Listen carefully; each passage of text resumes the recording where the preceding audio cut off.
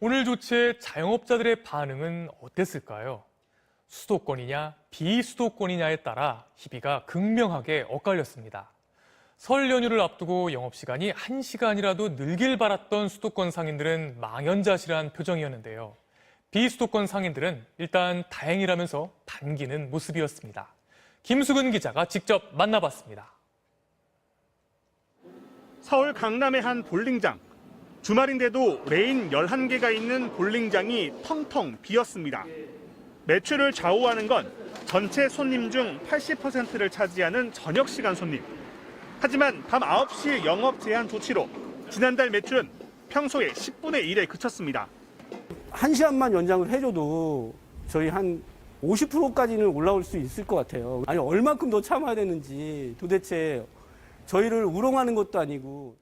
설 연휴를 앞두고 조심스럽게 희망을 꿈꿨지만 이번에도 달라지는 건 없었습니다.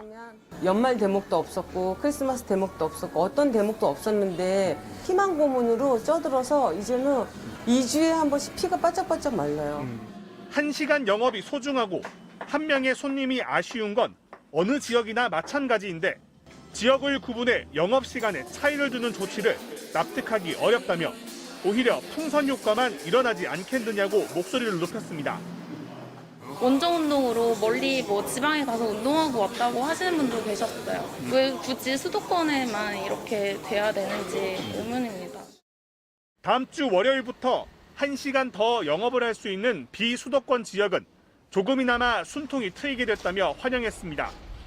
10시만 돼도 그래도 어느 정도 즐기고 나가시는 분들이 있을 거라고 생각을 해서 저희는 조금 더 매출 신장에 기대를 하고 있습니다.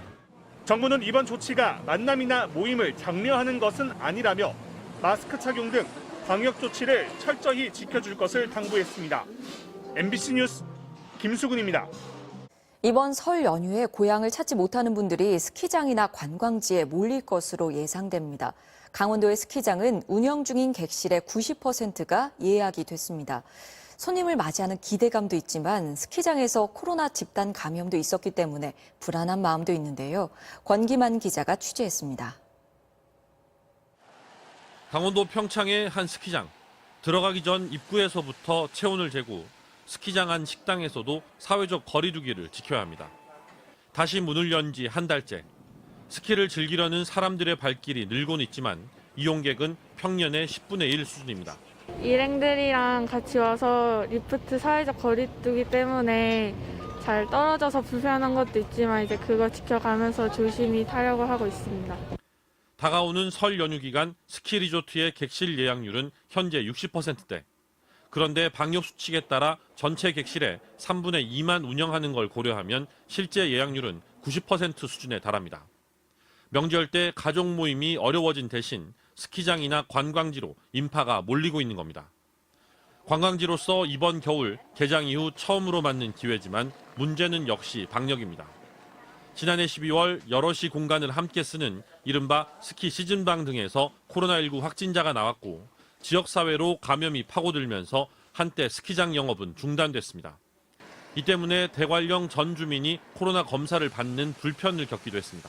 또다시 또 그런 일이 벌어지면 또다시 이 지역 경기가 또 되살아나는 부분이 힘들어진다고 생각을 하고 계시기 때문에 그런 방역이나 소독 부분들을 철저하게 준비하고 있습니다. 불특정 다수가 숙식하고 접촉하는 스키장에서 확진자가 다시 나올 경우 모처럼 맞은 특수가 오히려 독이 될 수도 있는 상황. 설 연휴 스키장에 몰릴 손님이 반가우면서도 불안한 이유입니다. MBC 뉴스 권기만입니다. 이어서 오늘 이 뉴스입니다. 다음 주에 설 연휴가 시작됩니다. 설에도 5인 이상 모이지 말라는 방역 지침 때문에 가족 모임을 어떻게 해야 하나 고민하는 분들 계실 텐데요. 고민 끝에 온라인 만남을 결정한 가족도 있습니다. 설 명절을 앞두고 가족들을 어떻게 만나야 하는지 고민하는 사람들이 많아지고 있습니다. 5인 이상 집합 금지가 설 연휴까지 연장되면서 직계 가족이라도 주민등록상 다른 거주지에 사는 구성원이 5명 이상 모이면 방역수칙 위반이 되기 때문입니다. 가족 간에 서로 보고 싶어도 형제 자매가 많거나 아이가 있는 부부는 현실적으로 다른 지역에 사는 부모님 댁을 찾아갈 수 없는 상황. 온라인에서는 방역 수칙을 지키면서 가족을 만날 수 있는 방법들이 공유되고 있는데요. 형제자매 다 모이면 5인 이상이라 각 집마다 다른 주에 부모님 뵙기로 했어요. 친정 부모님 계실 때 남편 빼고 저랑 딸만 갔다 오려고요. 다 같이 모이지는 못해도 보고 싶은 얼굴은 다 볼 수 있도록 나름의 전략들을 짜고 있는 겁니다. 아쉽지만 방역 지침을 따르기 위해 만남을 포기한 가족들도 있습니다.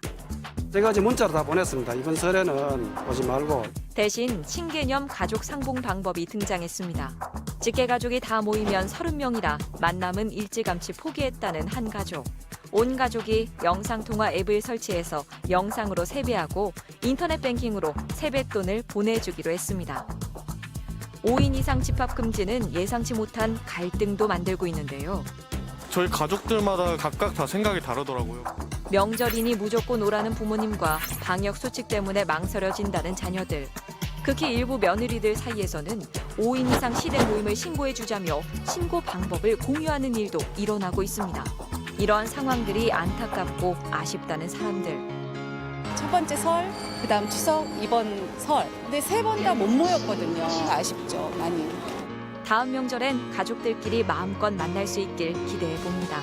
제 친척 동생이 지금 4살인데 지금 1년 동안 못 보고 있거든요. 좀 얼마나 컸는지, 이렇게 말은 좀 잘 하는지. 코로나가 없어져서 시끌벅적하게 그렇게 모였으면 좋겠어요.